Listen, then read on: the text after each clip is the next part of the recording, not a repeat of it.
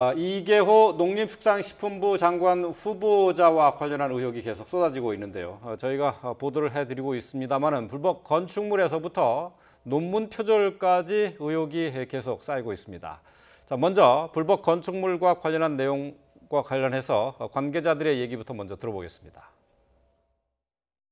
건축물을 지으려면 건축물 허가 또는 신고 절차를 겪어야 되거든요. 근데 그런 절차 없이 그냥 지어진 건물이 위법 건축물로 등재를 하고. 전혀 모르셨던 것 같아요. 건축물 자체도 이게 불법인지 잘 모르셨고요. 공직 후보자인데 내가 이런 걸 우리 이제 배우자 이런 걸開発해서는 안 된다. 네. 지금 들려드린 내용은 이계호 후보자의 부인과 그 부인의 그 남매들이 공동으로 소유한 땅에 있는 이제 불법 건축물과 관련한 내용이 되겠죠.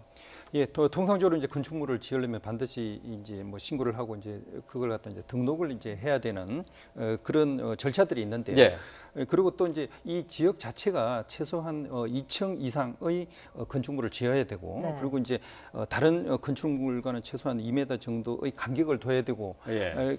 그리고 이제 등록을 해야 되고 하는 그런 어떤 조건들이 있습니다. 그런데 예. 이제 그런 조건들을 전혀 이제 충족시키지 않았기 때문에 이것은 이제 무허가 이제 불법 건축물이다, 이렇게 이제 이야기하고 있는 상황이고요. 그런데 이제 이 지분을 그러니까 부인의 그 형제들, 그러니까 이제 언니하고 이제 그 지분을 갖다 나눠 가지고 아마 13분의 3 정도의 이 지분을 가지고 있다. 네. 예. 그런데 이 건축물에 대해서는 이제 언니가 전적으로 알아서 임대를 주고, 그리고 그 임대에 대한 그 임대를 갖다가 받고 하는 거는 이제 언니가 했기 때문에 사실 이제 잘 모른다, 예. 이런 식으로 이제 이야기하는 상황이고요. 예. 그리고 이제 이계호 후보자 같은 경우는 아예 그 불법 건축물의 그 존재 자체를 이번에 이제 인사청문회 준비하는 이런 과정에서 이제 알게 되었다, 이렇게 이제 주장하고 있는 그런 상황입니다. 예. 예, 그런데 이걸 계약서를 보면은 해당 건물이 불법인 만큼 적발 시에는 건물주가 벌금을 부담한다, 이런 내용이 담겨 있지 않습니까? 보통 불법 건축물을 임대차 계약을 할 때는 이런 문구들을 반드시 이제 부동산 중개인들이 삽입을 하게 되고요. 네. 근데 경위를 좀 살펴볼 필요가 있는데, 이 부동산이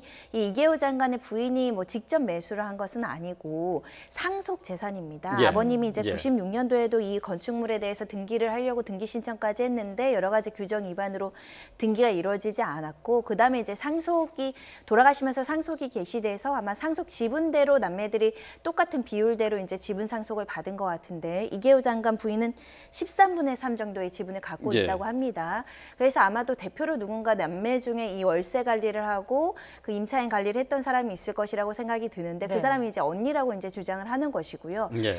만약에 월세가 한 달에 35만 원이 들어온다고 합니다. 이것을 실질적으로 이계호 장관 부인이 이 이익을 취득하거나 그런 실질적인 관여 행위가 있었다고 한다면 이런 부분에 대해서 더 그 불법성에 대한 인식에 대한 책임이 더 강하게 부여되지 않을까 생각이 들고요. 그렇지 않고 워낙에 좀 규모가 작은 상속 재산이고 월세가 35만 원에 불과하고 우리 다른 언니가 그냥 그 월세를 받아 쓰는 거에 대해서 우리는 별로 상관하지 않아 왔다. 그러면 실제로 이 건축물의 어떤 그 법적인 상태라든가 그 어떤 그 과징금이라든가 이런 문제에 대해서 검토하지 않았을 개연성은 충분히 있기 때문에 네. 실제로 이계호 장관이 알았는지 그 부인이 알았는지 그 불법적인 수익을 취득했는지 여부를 면밀하게 따져보면서 예. 이 어떤 적정성 문제를 접근해야 되지 않을까 생각이 듭니다. 예. 자, 이계호 장관 후보자와 관련해서는 지금 저희가 말씀을 드린 불법 건축물 외에 또 다른 내용이 있습니다. 이제 석사 학위를 받았는데요, 논문을 냈겠죠. 자, 이 논문이 표절됐다 하는 의혹이 관련돼서 나왔습니다. 청문회에서 항상 단골 메뉴이기는 하지만은 어쨌든 이계호 장관도 역시 논문 표절 의혹이 제기가 됐습니다. 관계자 말 먼저 들어보겠습니다. 남의 글을 한 문단 이상을 통째로 베꼈다는 건 사실 표절 의혹에서 절대로 벗어나기가 힘들 거예요, 아마도. 일반적으로 볼 수 없는 사례인 거죠. 14%는 보통 표지가 보지 않고 있고요. 논문을 써봐도 참 기술적으로 지식이 부족하고 그런 부분에 대해서 주의를 안 했다. 뺏겼는지 안 뺏겼는지 정확하게 잘 모르겠고, 그 당시에는 제가 그렇게 심각하게 생각하지 않고 지도했던 것 같습니다. 죄송합니다, 그것은. 네, 농림부 해명도 중간에 잠시 들어봤습니다만 14% 표절은 표절로 안 본다, 뭐 그런 얘기도 했는데 말이죠. 어떻게 돼야 되나요?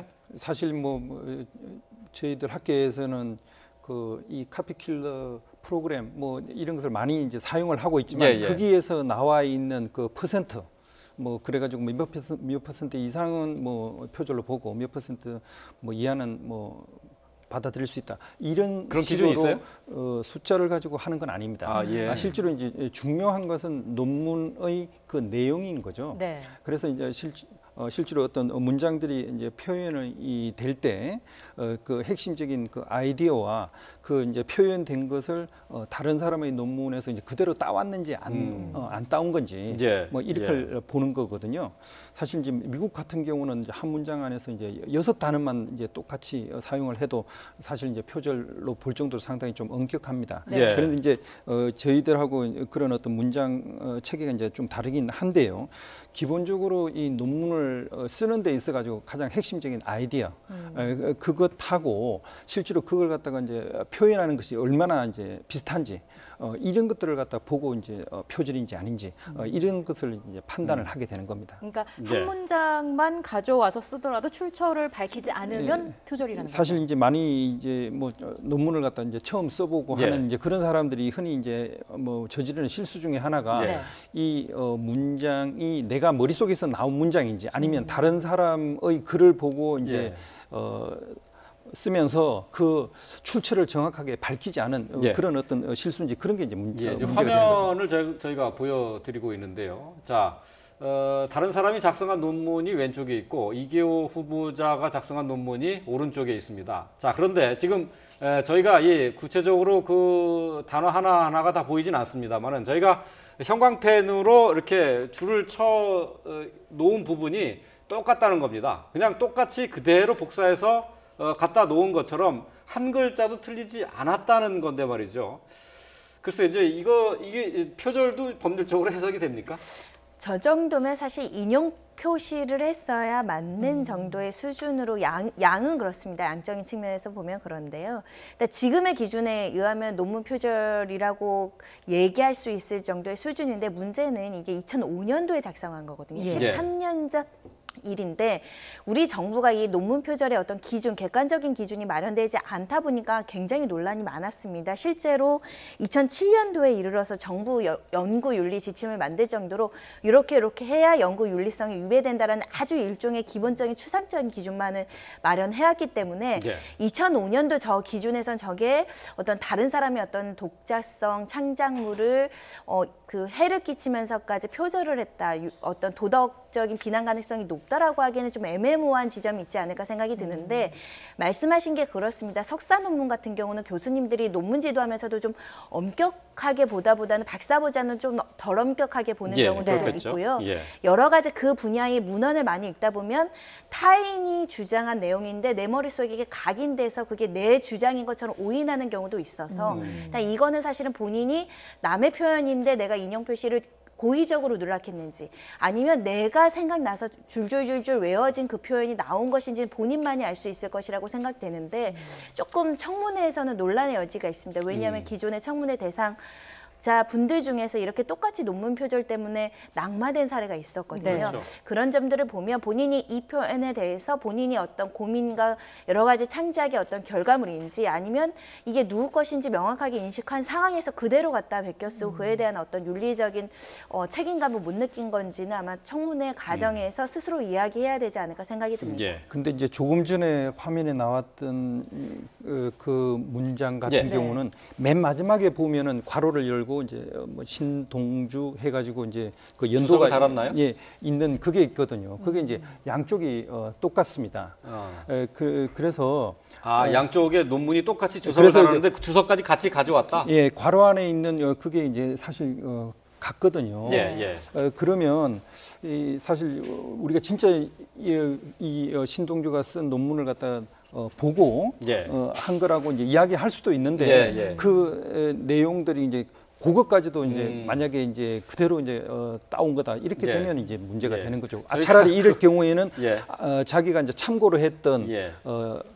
신동주 그분이 아니라 또 다른 참고로 했던 그 논문 그것을 갖다 또 재인용을 갖다가 했다는 예. 그 표시를 갖다 명확하게 밝혀주는 게 필요합니다. 각주 인용 표시가 좀 부실해 보이긴 하지만 누군가의 어떤 어디에서 인용한 것을 그렇게 가로로 표시했다면 표절 문제는 발생하지 않을 것 아니요. 같아요. 그 문제가 아니고, 네. 그러니까 표절이 됐다고 하는 원래의 논문에 있는 그 각주까지 똑같이 예. 그대로 옮겨왔다는 거죠. 그게 원래 인용된 표시라고 한다면 어찌됐든 애초에 논문의 표현을 그대로 서로 그러니까 재반복 인용을 한 거니까요. 네. 다만 이제 그렇게까지 통째로 옮겨왔다고 한다면 이 논문 자체의 어떤 그 어떤 성과가 굉장히 미흡했다, 부실하다 이런 지적도 따를 것 같습니다. 예, 저희가 화면으로 일일이 단어 하나를 보여드리지 못해서 정확하게 분석을 하는 데는 조금 뭐 두 분께서 좀 어려움을 겪고 계신데 그런데 이제 이계호 의원도 이게 분명히 문제가 있을 것이다라는 것을 인지를 했었던 것 같아요. 본인의 학력 사항에 이 석사 학위 자체를 아예 언급을 안 하고 있죠. 네, 예, 그렇습니다. 그래서 이제 뭐 대학의 학력만을 갖다가 표시를 해놓고 본인이 이제 석사 학위를 취득한 그 상황에 대해서는 자기의 이제 개인적인 프로필 여기에는 이제 집어넣지 않아가지고 사실 뭐 처음에는 그냥 단순하게 그냥 대학의 그냥 학사 학위만 있는 걸로 이렇게 이제 판단을 했다. 나중에 이제 이 석사 학위가 있다. 뭐 이렇게 이제 되면서 여기에 예. 대해서도 좀 확인하는 청문회를 준비하는 과정에서 이제 확인이 된 것 같습니다. 네, 예. 뭐 표절 의혹을 우려해서 일부러 은폐한 게 아니냐 이런 이야기까지 나오고 있는데 청문회에서 적잖은 진통이 예상되고 있습니다.